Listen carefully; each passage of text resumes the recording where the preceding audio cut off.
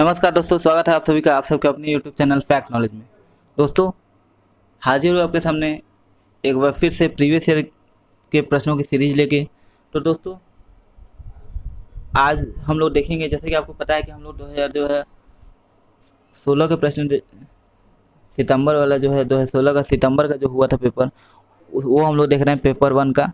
तो उसमें हम लोग ने ईवीएस का जो है प्रश्न देखा था। ईवीएस का प्रश्नों में आपने देखा होगा, मैंने ईवीएस का जब प्रश्न कराया था तो प्रश्न 15 कराए थे, मतलब 16 प्रश्न कराए थे, और आपको जो है बाकी के प्रश्नों को मैंने बोला था सेकंड पार्ट में कराऊंगा।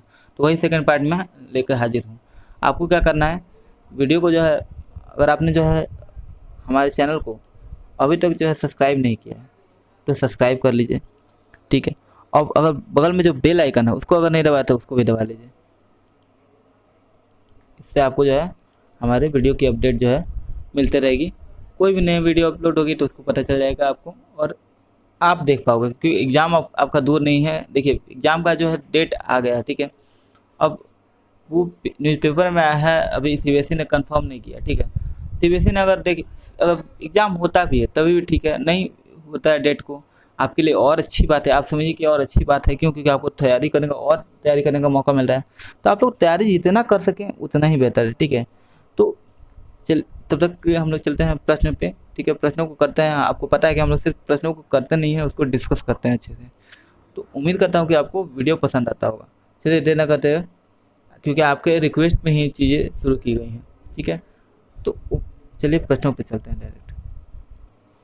यहाँ तक हम लोगों ने प्रश्न किया था, ये प्रश्न सारे हम लोगों ने कर लिए थे। अब यहाँ से हम लोग को आगे करना था।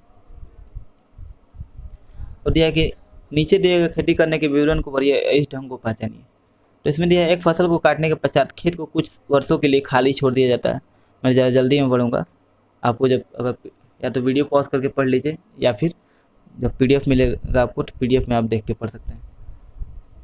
तो उसमें कुछ भी नहीं उगाया जाता। इस भूमि में बांस या अन्य खरपतवार जो भी उगाता है उन्हें उखाड़ा नहीं जाता, काट कर जला दिया जाता है। यह राख भूमि को उर्वर बनाती है। यह भूमि खेती के लिए तैयार हो जाती है तो उसे हल्का सा खोदा जाता है। भूमि को जोता नहीं जाता, उस पर बीज छिड़क दिया जाता है। तो अब ये पूछ रहा है कि ये कौन सी खेती की तकनीक है। तो ऑप्शन देख लेते हैं हम लोग। झूम खेती, सीढ़ी नुमा खेती, सिंचाई खेती और सहकारी खेती। तो जिन्होंने भी हमारा प्रीवियस ईयर वाला दोनों वीडियो देखा है, यानी कि जो है 2014 वाले जितने क्वेश्चन कराए गए हैं और 2018 वाले सभी प्रश्नों को आपने देखा है, तो आपको ये कन्फ्यूजन होगा ही नहीं। क्योंकि मैंने उसमें 2014 वाले में आपको ये प्रश्न कराया था, ठीक है। उसमें था ये प्रश्न कि आपको जो है झूम खेती किसको कहते हैं, ये चीज़ मैंने आपको डिस्कस की थी। तो आप देख लीजिए, झूम खेती में क्या होता है, ये मतलब ट्रैवल करने वाला होता है कि एक जगह मान लीजिए उगा लिए, ठीक है। अब यहाँ पे भी मान लीजिए कि इसका आंसर क्या होगा। इसका आंसर हम लोग देख लेते हैं। इसका आंसर हो जाएगा हम लोग का ऑप्शन नंबर ए, जैसा कि आपको पता है कि झूम खेती होगा। अब देखिए, झूम खेती क्यों होगा, क्या किया जाता है झूम खेती में, कि आपको जो फसल जो है एक फसल पे बार बार नहीं होगा, एक जमीन पर बार फसल नहीं उगाया जाता है, ठीक है। फसल को काटने के बाद से कुछ समय के लिए खाली जो छोड़ दिया जाता है, कुछ नहीं उगाया जाता है, और उसके बाद से दूसरी जगह खेती करते हैं। या फिर जंगलों को काट करके जला दिया जाता है, उसी राख में जो हम लोग जो है फसल रोप देते हैं। तो क्या किया जाता है, इसलिए जंगल खत्म होते जा रहे हैं। ये खेती जो है, खेती करने का तरीका, ये आजकल के समय में सही तरीका नहीं है। हालांकि अब जो है तरीका बदल गया। फसल को काटने के बजाय क्या किया जाता है, कुछ समय के लिए खाली छोड़ दिया जाता है, उसमें खुद ही खरपतवार उग जाता है, तो उसमें उसको जला दिया जाता है। फिर उसी राख में हल्का सा खोद के, मतलब जुताई नहीं किया जाता खेत की, आराम से खेत को जो क्या कहता है उसको जुताई किया जाता है वो नहीं करके हल्का सा खोद करके थोड़ा सा फसल डाल दिया, मतलब बीज डाल दिया जाता है, फसल हो जाता है। तो ये तरीका झूम खेती कहलाता है। अगर आपको जो है एनसीईआरटी में इसके बारे में डिस्कस किया गया है, और इससे प्रश्न बनते भी हैं, झूम खेती कहाँ किया जाता है, ये सारी चीज़ें किया जाता है। मुख्यतः ये जो है पूर्वी क्षेत्रों में, मैदानी भागों में जहाँ जंगल वगैरह पाए जाएंगे वहाँ किया जाता है। सीढ़ीनुमा खेती कहाँ किया जाता है, ये पूछ लेगा। सीढ़ीनुमा खेती आपको जो है पंजाब वगैरह के क्षेत्र में किया जाता है, पहाड़ी क्षेत्रों में किया जाता है, ठीक है। अगले प्रश्न बढ़ेंगे। जब कोई सांप अपने वाद्य यंत्र यानी बीन को बजाता है तो सांप उसकी ध्वनि पर अपने सिर को इधर उधर घुमाता है। आपके विचार से सांप वाद्य यंत्र के प्रति अनुक्रिया कैसे कर रहा है। और बहुत सारे लोग कहते हैं कि सांप जो है बीन की आवाज़ सुन रहा है, ठीक है। तो ऑप्शन है हम लोग का उस वाद्य यंत्र को सुनकर, उस वाद्य यंत्र की ध्वनि को सुनकर, ऑप्शन सी वाद्य यंत्र की गति को देखकर, ऑप्शन डी उस वाद्य यंत्र कंपनियों के प्रति अनुक्रिया करके। तो इसका आंसर हो जाएगा हम लोग का ऑप्शन नंबर हमारा डी, यानी कि जो है उस वाद्य यंत्र के प्रति जो उस कंपन उत्पन्न हो रहा है उस पर अनुक्रिया करके। और यहाँ पे जो है यहाँ पे कई सीरियल बन जा रहे हैं कि जो है नाग जो है बीन सीरियल बन जाते हैं, मूवी बन जाते हैं। देखिए साइंस लॉजिक पर है, तो साइंस के लिए साइंस में फिक्शन की कोई जगह नहीं होती, ठीक है। साइंस फिक्शन मूवी भी अगर बनती है तो उसमें फिक्शन किया जाता है कि आगे जो है कल्पना किया जाता है कि साइंस ये चीज़ करेगा, ठीक है। उसमें हवाबाजी चीज़ें नहीं होती। और यहाँ मतलब बचपन से यही किया जाता है, ठीक है, कि सांप जो है बीन की ध्वनि जो है सुनता है, ये होता है। वो साउंड जब उसके कान ही नहीं होते तो सुनेगा कैसे? सीधी बात है, जब देखिए सांप अगर आप बीन बजाया जाता है तो उस पर जो कंपन होता है उसके प्रति रिएक्ट किया जाता है, क्योंकि आप देखते हैं कि सांप जो है जमीन पर रहता है तो उसको ऐसे ही उसका अनुकूलन है कि वो कंपनों को महसूस कर सकता है। आप बहुत से जीवों में ऐसा होता है, जैसे कि कुत्तों में आप देखते होंगे, कुत्ते जो है सूंघने की क्षमता ज़्यादा होती है और उनकी सुनने की गति भी हम लोग से ज़्यादा होती है। आप देखते हैं कि जो है हम लोग इस सुनने की क्या है, हम लोग के 20 से जो है 20,000 हर्ट्ज जो है 20,000 जो है 20,000 हर्ट्ज तक हम लोग सुन सकते हैं, ठीक है। ये भी प्रश्न बन जाता है, ठीक है, कि हम लोग कितना 20 से जो है 20,000 हर्ट्ज तक हम लोग सुन सकते हैं। इसके ऊपर और इसके नीचे की हम जो है फ्रिक्वेंसी की ध्वनि हम लोग नहीं सुन सकते। और बाकी जीव जो है सुन सकते हैं। अगला प्रश्न है, ये सारे पॉइंट में मैं आपको बताता हूँ, इससे प्रश्न बनते हैं, ठीक है, इसलिए मैं आपको बता रहा हूँ एक्स्ट्रा फैक्ट के रूप में। परिवार एक इकाई होता है जिसमें माता पिता और उनके 2 बच्चे होते हैं। यह कथन है ऑप्शन सही नहीं, क्योंकि परिवार जो है कई प्रकार के होते हैं तथा परिवार केवल एक ही प्रकार के वर्गीकरण में नहीं किया जा सकता। ऑप्शन बी सत्य है, क्योंकि यह किसी आदर्श परिवार का आकार है। ऑप्शन नंबर 3 है सत्य है, क्योंकि सभी परिवार इसी प्रकार के होते हैं। ऑप्शन नंबर डी सही नहीं है, क्योंकि इस कथन में स्पष्ट करना चाहिए कि बच्चे जैविक होते हैं। अब इसका आंसर क्या आ जाएगा? तो इसका आंसर आ जाएगा ऑप्शन नंबर हमारा ए, यानी कि जो है सही नहीं है, क्योंकि परिवार कई प्रकार के होते हैं और परिवार का केवल एक ही प्रकार में वर्गीकृत नहीं किया जा सकता है। यानी कि परिवार सही बात है, परिवार एक लिखा है जैसे परिवार एक इकाई है जिसमें माँ पिता और उसके 2 बच्चे होते हैं। तो परिवार सिर्फ ये डिफिनेशन थोड़ी ना है, परिवार का जो है परिवार 2 तरह के होते हैं। परिवार एक इकाई होता है, बिल्कुल ठीक है, लेकिन परिवार जो है ये नहीं है कि जो है माँ पिता जो है और बच्चे सिर्फ यही परिवार है, ये एकल परिवार है। इसके अलावा ज्वाइंट फैमिली होती है, न्यूक्लियर फैमिली के अलावा ज्वाइंट फैमिली भी होती है। तो परिवार का अलग अलग प्रकार है, ठीक है, एक परिवार एक प्रकार में ही वर्गीकृत नहीं किया सकता, अलग अलग वर्ग, ठीक है। अगला प्रश्न, मानवों के पेट में अमाशय रस की प्रकृति डैश होती है, वो भोजन के पाचन में सहायता करता है। ऑप्शन उदासीन, ऑप्शन बी अम्लीय, ऑप्शन सी क्षारीय, ऑप्शन डी है उभयधर्मी। तो इसका आंसर क्या हो जाएगा? इसका आंसर हो जाएगा हम लोग का ऑप्शन नंबर जो है बी, यानी कि अम्लीय होता है, ठीक है। हम लोग में अमाशय में रस होता है HCl जिसको कहा जाता है, वो अम्लीय होता है। आप नाम ही याद रखोगे HCl यानी हाइड्रोक्लोरिक एसिड, तो आपको पता हो जाएगा। अगला प्रश्न है, कक्षा 3 के एक शिक्षक ने अपने बच्चों को निम्नलिखित पेड़ पौधों की पत्तियों को विभिन्न वर्गों में वर्गीकृत करने को कहा, जैसे नींबू, आम, तुलसी, पुदीना, नीम, केला इत्यादि। कुछ शिक्षार्थियों ने पत्तियों का वर्गीकरण इस प्रकार किया: ए दवाओं गुड़ वाली पत्तियां, दवाओं के गुड़ से रहित पत्तियां, बी बड़ी पत्तियां, छोटी पत्तियां। शिक्षक ने समूह को सही माना और समूह बी को गलत। अब आप देखेंगे निम्नलिखित कथन में से कौन सा कथन अधिगम और आकलन के प्रति शिक्षक के दृष्टिकोण को प्रतिबिंबित करता है। अब शिक्षक के दृष्टिकोण को बताना है कि ऑप्शन ए को सही माना, ऑप्शन बी को जो है गलत मान लिया, ठीक है। तो पहला, बच्चे बहुत प्रकार के संदर्भों को कक्षा में ले आते हैं जिसकी सराहना होनी चाहिए। ऑप्शन बी, अपने अनुभवों पर निर्भर करते हुए बच्चे के वर्गीकरण के बहुत से तरीकों का उपयोग कर सकते हैं। ऑप्शन नंबर 3 है, वर्गीकरण का काम बहुत विशिष्ट और स्तरीकृत होता है तथा एक ही सही उत्तर होता है। ऑप्शन नंबर 4, यह क्रियाकलाप पत्तियों से सूचना ग्रहण करने पर केंद्रित है जिसका भिन्न अर्थ लगाया जा सकता है। इसका आंसर हम लोग का क्या हो जाएगा? इसका आंसर हो जाएगा हम लोग का ऑप्शन नंबर सी, यानी कि जो है वर्गीकरण का जो काम है वो विशिष्ट होता है और स्तरीकृत होता है। इसका एक ही सही उत्तर होता है। ये जो है शिक्षक का थॉट है, जबकि ऐसा नहीं होता। वर्गीकरण जो है बहुत सारे परिप्रेक्ष्य में हो सकता है, ठीक है। लोगों का अलग अलग थॉट हो सकता है। अब सारे बच्चा आप औषधीय गुण वाले, आपका थॉट है ना, बच्चे तो अलग, आपने वर्गीकृत करने को कहा तो बच्चा कोई बड़ी पत्ती छोटी के पत्ती के आधार पर कर दिया, कोई कोई जो है औषधि गुण वाले कर दिया, कोई उसके कलर पे कर सकता है, ठीक है। कोई इसका जो है सिमेट्री है उसके आधार पर कर सकता है। तो अलग अलग प्रकार के बच्चे अलग अलग सोच रखते हैं, तो वो अलग अलग अपने हिसाब से वर्गीकृत करेंगे। अब आपके थॉट क्या है इसके अंदर, ऐसा थोड़ा ना कि एक ही तरीके का उत्तर मिलेगा, ठीक है। तो शिक्षक का यहाँ पे ये थॉट था, ठीक है। Option number 3। अगला प्रश्न है हमारा, पर्यावरण अध्ययन की अपनी कक्षा समूह में क्रियाकलाप का निर्माण करते समय आप निम्नलिखित में से किसका ध्यान रखेंगे? तो ऑप्शन है हमारा बच्चे की रुचियों का ध्यान हो। ऑप्शन बी है लड़कों और लड़कियों को समान रूप से रुचिकर लगे। ऑप्शन सी इसमें मूल्यवान सामग्री लगी हो। ऑप्शन डी है सभी धार्मिक और सांस्कृतिक पृष्ठभूमि के बच्चों को रुचिकर लगे। तो इसमें आंसर क्या हो जाएगा? तो इसका आंसर हो जाएगा ऑप्शन नंबर ए, यानी कि ए, बी और डी। इसका मतलब कि सभी बच्चों की रुचि का ध्यान हो।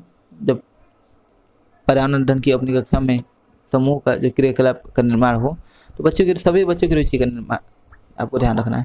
इसके अलावा आपको जो है क्या करना है कि मूल्यवान जो है कभी जो है आपको सभी धार्मिक और सांस्कृतिक बच्चों को जो है रुचिकर लगे, ठीक है। और सभी लड़की और लड़कों को समान रूप से रुचिकर लगना चाहिए। ऐसा ना कि सिर्फ लड़की जो है रुचि ले और लड़का जो है बोर हो, या फिर लड़का बोर ले हो जो है लड़का रुचि ले और लड़कियाँ बोर हो। तो सबको समान रूप से इसमें स्थान मिलना चाहिए। अगला क्वेश्चन है हमारा, निम्नलिखित में सभी कथन पर्यावरण अध्ययन के सामूहिक रूप से क्रियाकलापों में संलग्न शिक्षकों और विद्यार्थियों के पक्ष में तर्क प्रस्तुत करते हैं, केवल जो है एक कथन को छोड़कर। वह कथन कौन सा है?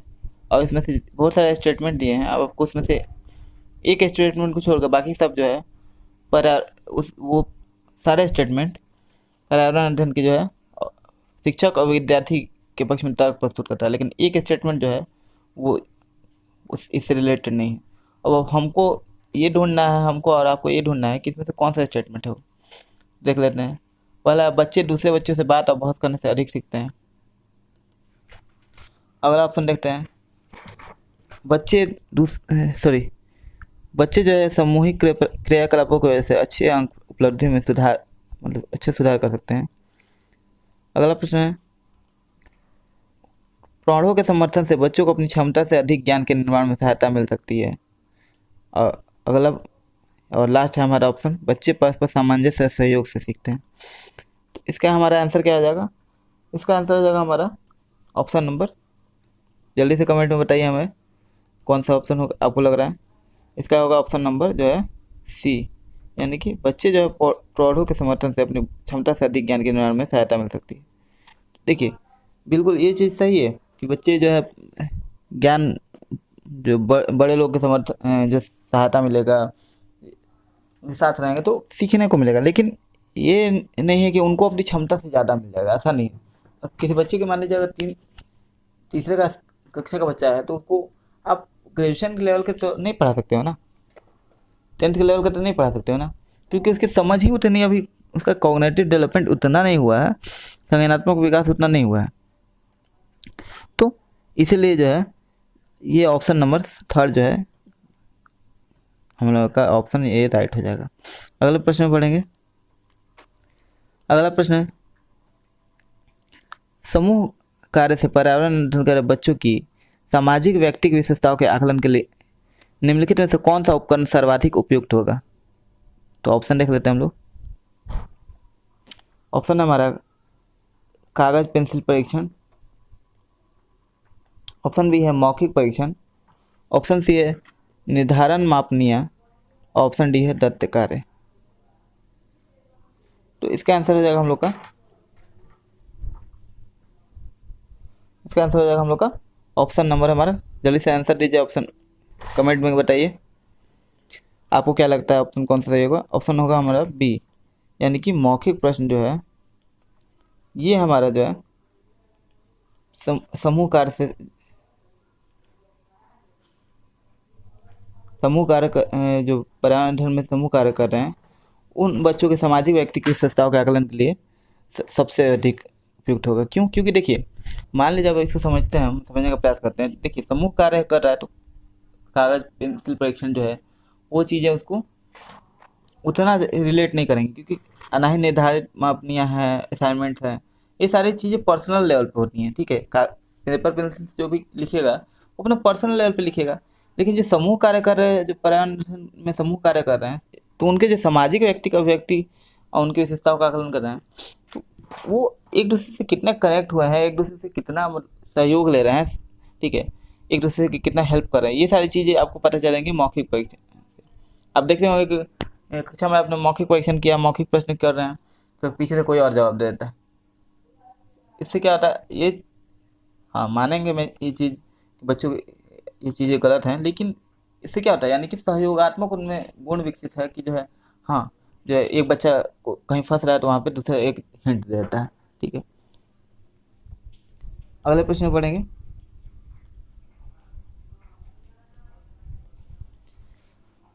अगला प्रश्न हमारा, नीचे पौधों के बारे में कुछ सहजानुभूत विचार दिए गए हैं, इनमें से कौन सा विचार वैज्ञानिक दृष्टिकोण से ठीक है? अब देखिए यहाँ ठीक को जो है ज़्यादा हाईलाइट किया है, यानी कि ठीक वाला जो है आपको बताना है, बाकी सारे जो है गलत हैं। ठीक है, पौधे के बारे में जो नॉर्मल विचार है, ठीक है, कौन सा वैज्ञानिक दृष्टिकोण से ठीक है आपको ये बताना है। हमारा पहला ऑप्शन देख लेते हैं, बीज जो है किसी पौधे का हिस्सा नहीं है, ऐसा है क्या? ठीक है, बच्चों के ये विचार हैं, लेकिन आपको जो है बताना है कि बीज जो है पौधों का हिस्सा नहीं है। अगला ऑप्शन देखते हैं, गाजर और बंद गोभी पौधे नहीं है। ऑप्शन नंबर थर्ड है, घास जो है पौधा नहीं है। ऑप्शन डी, कुछ सब्जियां जो हैं वो फल होती हैं। तो इसमें से कौन सा वैज्ञानिक दृष्टिकोण से ठीक है? इसका हमारा आंसर हो जाएगा ऑप्शन नंबर हमारा डी, यानी कि जो है कुछ सब्जियां जो हैं वो फल होती हैं। ठीक है, सही बात है कि आपको पता है कुछ सब्जी जो होते हैं वो फल होते हैं, कुछ जो है जड़ होते हैं, कुछ कंद होते हैं, ठीक है, कुछ तना होते हैं, तो सारी चीज़ें अलग अलग हैं। तो इसमें है कुछ सब्जियां फल होती हैं, ये वैज्ञानिक दृष्टिकोण से ठीक है, ना कि ये कि बीज किसी पौधे का हिस्सा नहीं होते हैं, ऐसा तो है नहीं। और ना ही बंद गोभी और गाजर पौधे नहीं है पौधे हैं। ठीक है, पौधे का वो गाजर जो है वो जो है गाजर जो है जड़ है, और आप बाकी इस प्रकार के अलग अलग पौधे के अलग अलग पार्ट होते हैं। घास जो है पौधा नहीं, ऐसा तो नहीं है। ठीक है, ऐसा तो नहीं है कि जो घास पौधा नहीं है। तो वैज्ञानिक दृष्टिकोण से जो है करेक्ट आंसर होगा वो ऑप्शन नंबर 4 होगा। अगले प्रश्न में बढ़ते हैं। अगला प्रश्न हमारा आज का हमारा अगला प्रश्न और 86 नंबर का प्रश्न, EVS 2016 पेपर का। और दोस्तों आपको जो करेक्ट आंसर लगता है आप जरूर अपना आंसर कमेंट में बॉक्स में बताइए, ताकि कमेंट में बताते रहिएगा, आपका जो है चलता रहेगा। तो इससे क्या होगा कि हमको भी आपके पता चलेगा कि आपको क्या लगता है आंसर। ठीक है, आपकी कितनी तैयारी हो रही है, आपका टेस्ट भी हो जाएगा, खुद से सेल्फ असेसमेंट हो जाएगा आपका। ठीक है, और हमें भी पता चलेगा कि हाँ कहाँ तक आपकी तैयारी चल रही है, उसके हिसाब से हम लोग और जो है देखेंगे कि हमारे पास जो समय है कितना है, और उसके हिसाब से हम ज़्यादा डिस्क्राइब करेंगे। या फिर अगर आपको पता है आंसर सही है तो हम डिस्क्राइब थोड़ा कम करेंगे। ठीक है, जैसे आपको पता है कि डिस्क्राइब करने की वजह से वीडियो थोड़ी लंबी हो जाती है, इसलिए हम, लेकिन ये भी आपके लिए ज़रूरी है, इसलिए हमें करना पड़ता है। तो प्रश्नों के उत्तर कमेंट बॉक्स में जरूर दीजिए। कक्षा 4 की एक शिक्षिका ने अपने विद्यार्थियों से कहा कि कुछ वयोवृद्ध लोगों से यह पूछिए कि जब वे जवान थे तो क्या उन्होंने कुछ पौधे ऐसे देखे थे जो आजकल नहीं दिखाई पड़ते हैं।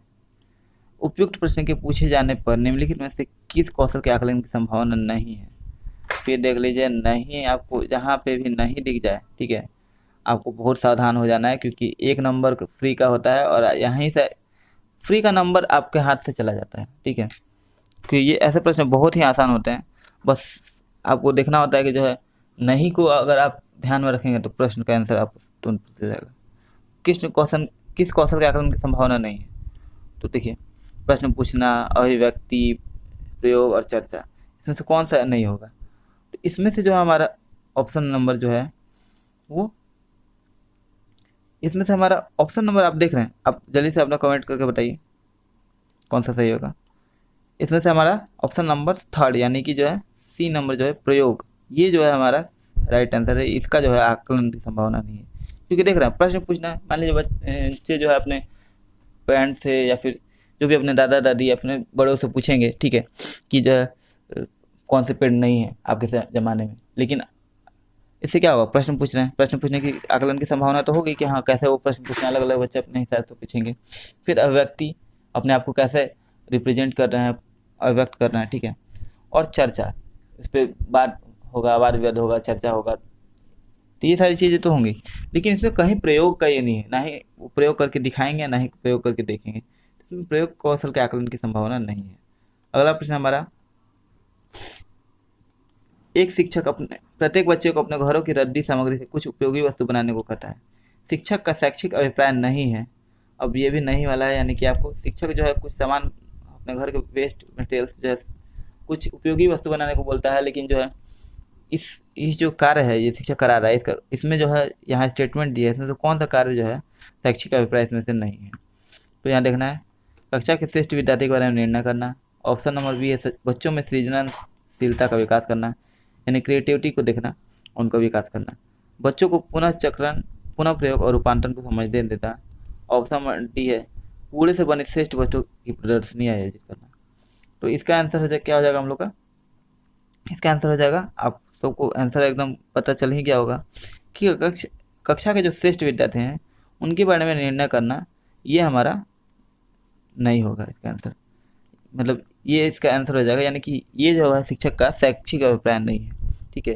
क्योंकि देखिए आप अब इसको डिस्कस करते हैं कि देखिए बच्चों को जो है उपयोगी सामग्री बनाने को कहता है वेस्ट मटेरियल से, तो क्या होगा, बच्चों में क्रिएटिविटी होगा, कैसे क्रिएटिविटी तो विकसित होगा, क्योंकि वो बना रहे हैं, जब मान लीजिए कि वो कोई चीज़ को क्रिएट करने की कोशिश कर रहे हैं वेस्ट चीज़ से, तो उनमें ऑब्वियसली क्रिएटिविटी होगा, तभी तो वो कर पाएंगे, इसका विकास होगा। बच्चों को जो है रिसाइकल, रीयूज, ठीक है, इन सब का जो है अवधारणा है समझने को मौका मिलेगा, ठीक है। और कूड़े से बने श्रेष्ठ वस्तु की प्रदर्शनी भी आयोजित किया जाता है, लेकिन ये नहीं होगा कि जो है कक्षा के श्रेष्ठ विद्यार्थी का निर्णय करना, इसके लिए वो वेस्ट मटेरियल का जो है नहीं मदद लेंगे। वेस्ट मटेरियल से जो कार्य करा रहे हैं बच्चों से बनाने को कर रहे हैं, इसका कोई अभिप्राय ही नहीं बनता कि कक्षा के श्रेष्ठ विद्यार्थी का। देखिए जहाँ भी ऐसा टाइप का आए कि कक्षा के श्रेष्ठ विद्यार्थी का, या फिर बांटने वाला है, या वर्गीकरण करने के या डिवाइड करने के बारे में कोई तरह का ऐसा ऑप्शन है, तो नहीं वाले प्रश्न में कौन सा नहीं होगा, ठीक है, तो वो एक्यूरेट हो जाता है, वो ऑप्शन सही हो जाता है। क्योंकि जैसे इसमें से कौन सा जो है अधिगम का उद्देश्य नहीं है, अब उसमें से आपको जो निगेटिव टाइप का होगा, जैसे सेग्रीगेट करना, वर्गीकरण करना, या फिर रट्टा लगवाना है वगैरह, तो वो ऑप्शन जनरली सही हो जाता है मैक्सिमम टाइम। बाकी प्रश्न पर निर्भर करता है कि वो प्रश्न को कैसे घुमाया हुआ है। अगला प्रश्न है हमारा, निम्नलिखित प्रश्नों को पढ़िए। ऑप्शन, मैंने क्रियाकलाप की योजना कितनी अच्छी बनाई। ऑप्शन बी, मैंने योजना का अनुसरण कितना अच्छा किया। ऑप्शन सी, मेरी शक्तियाँ क्या थी। ऑप्शन डी, मुझे सचमुच जो है कठिन लगा। तो अब प्रश्न पढ़ लिया, अब दिया गया है, ऊपर दिए गए 4 प्रकार के प्रश्नों के उत्तर से होगा ऑप्शन शिक्षक द्वारा समग्र आकलन, ऑप्शन बी बच्चों का स्व आकलन, ऑप्शन सी शिक्षकों का स्व आकलन, ऑप्शन डी है बच्चों को और शिक्षक दोनों का स्व आकलन। तो क्या इससे होगा, तो इससे होगा हमारा ऑप्शन नंबर डी, यानी कि जो है बच्चों और शिक्षक दोनों का स्व आकलन होगा। यानी कि देखिए अगर वो मान लीजिए कि वो देख रहा है, ठीक है, मान लीजिए वो देख रहा है मैंने क्रियाकलाप की योजना कितनी अच्छी बनाई, तो वो बच्चा भी सोच सकता है, ठीक है, और शिक्षक भी सोच सकता है मेरी शक्तियाँ क्या थी, या मुझे सचमुच कठिन लगा। तो वो शिक्षक का शिक्षण कराते समय भी सोच सकता है, और बच्चा भी सोच सकता है कि मैंने कार्य कर रहा था मैं, तो ये क्या मुझे सचमुच कठिन लगा। तो इससे बच्चों और शिक्षक दोनों का स्व आकलन होगा। कोई ऐसा विधि नहीं है, ये ऐसा प्रश्न नहीं है कि जो सिर्फ शिक्षक के लिए हो या बच्चों के लिए हो, दोनों के लिए है, ठीक है। तो हमारा इसका आंसर हो जाएगा ऑप्शन नंबर डी, ठीक है, ये आंसर हो जाएगा हमारा। अगले प्रश्न में पढ़ेंगे। अगला प्रश्न है, पर्यावरण अध्ययन की पाठ्य पुस्तक में प्रयुक्त भाषा ऑप्शन तकनीकी और औपचारिक होनी चाहिए। तकनीकी और औपचारिक होनी चाहिए। ऑप्शन बी बच्चे की दिन प्रतिदिन की भाषा से संबंध होनी चाहिए, ठीक है। ऑप्शन सी रूखी और बच्चों के साथ समझने में कठिन होनी चाहिए। ऑप्शन डी परिभाषाओं पर बल देते हुए औपचारिक बनाई जानी चाहिए। तो इसका आंसर आपको आपको पता होगा, जैसे कि मैं हम हमेशा कराता हूँ, अभी पिछले प्रश्न में भी मैंने बताया था कि जहाँ भी रेक्टिफिकेशन या फिर परिभाषा याद करना ये सारी चीज़ें होंगी तो वो नहीं होगा। तो यहाँ पर जब पर्यावरण की पाठ्य पुस्तक में प्रयोग भाषा कैसी होनी चाहिए, तो ऑप्शन यहाँ सीधे सीधे यहाँ सामने दिख रहा है, ऑप्शन नंबर जो है बी की जो है बच्चों की दिन प्रतिदिन की भाषा से संबंध होनी चाहिए। जैसे कि मैंने पिछली जो क्वेश्चन कराया हुआ पहले का, आपने अगर सारे वीडियो देखे हैं तो आपके जो है अभी तक इतनी आपकी तैयारी हो चुकी होगी कि आप ये सारे प्रश्न तो आपके लिए एकदम कहिए कि एकदम आसान होगा। ठीक है, तो ये सारे प्रश्न आपके लिए मुश्किल नहीं होंगे क्योंकि आपने इतने वीडियो मैंने ऑलरेडी प्रोवाइड किए हुए हैं और पूरा डिस्कशन के साथ किए हैं, ताकि जो है आपको परेशानी नहीं होगी। बच्चे की जो है देखिए पर्यावरण अध्ययन की पाठ्य पुस्तक में प्रयुक्त भाषा होगी, और अगर दिन प्रतिदिन की भाषा संबंध होगी तो क्या होगा, बच्चे जो है उसको रिलेट कर पाएंगे अपने दैनिक जीवन से। पर्यावरण अध्ययन क्या है, आसपास की चीज़ों से का अध्ययन। ठीक है, अपने परि यानी आसपास के जो चारों ओर जो आवरण है उसको जो है जिस चीज़ों से वो घिरे हैं उसका अध्ययन करना ही पर्यावरण है, पर्यावरण अध्ययन है। तो बच्चे की दिन प्रतिदिन की भाषा संबंध होगा तो वो अपने चीज़ आसपास की चीज़ों से ज़्यादा अच्छे से रिलेट कर पाएंगे। ठीक है, अगला प्रश्न है,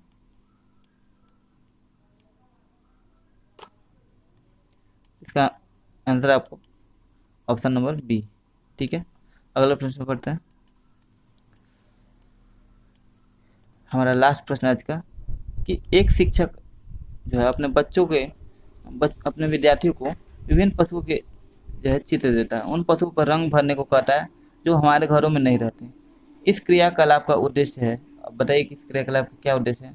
ऑप्शन सृजनात्मकता का विकास करना, ऑप्शन बी अवलोकन का विकास करना, ऑप्शन सी वर्गीकरण कौशल का विकास करना, ऑप्शन डी डाटा संग्रह का विकास करना। तो इसका आंसर हम लोग का हो जाएगा ऑप्शन नंबर हमारा ऑप्शन नंबर बी, यानी अवलोकन का विकास करना। अब देखिए कैसे ये समझते हैं, ये समझने का प्रयास करते हैं कि कैसे।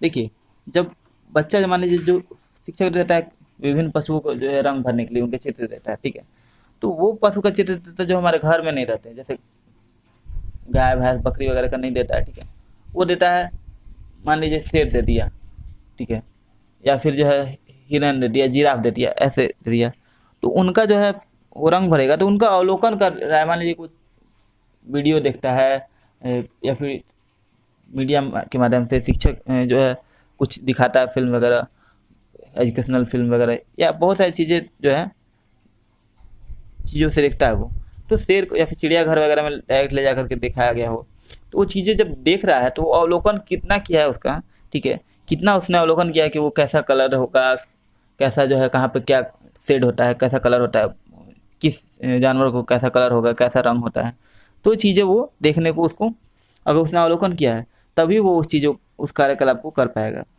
ठीक है, तो अवलोकन कौशल का विकास करना, ये जो है अवलोकन जो है कितना किया है ये चीज़ परखना और अवलोकन कौशल का विकास करना इसका जो है लक्ष्य है इस क्रियाविधि का। तो इसी के साथ हमारा जो है ईवीएस का जो है प्रश्नों की श्रृंखला समाप्त होती है।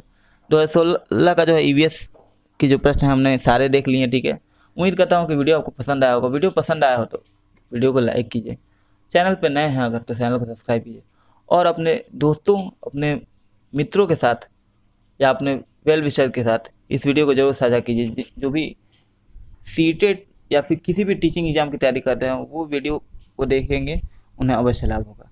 उम्मीद करता हूँ आप वीडियो को शेयर जरूर करेंगे। वीडियो पसंद आ रहा हो तो लाइक कर दीजिएगा, और कमेंट में अपने सारे जो भी परेशानी हो वो या फिर कुछ आपका सजेशन हो वो मुझे कमेंट करके जरूर बताइएगा। मिलते हैं अगली वीडियो में, तब तक के लिए इजाजत दीजिए। नमस्कार, जय हिंद, वंदे मातरम।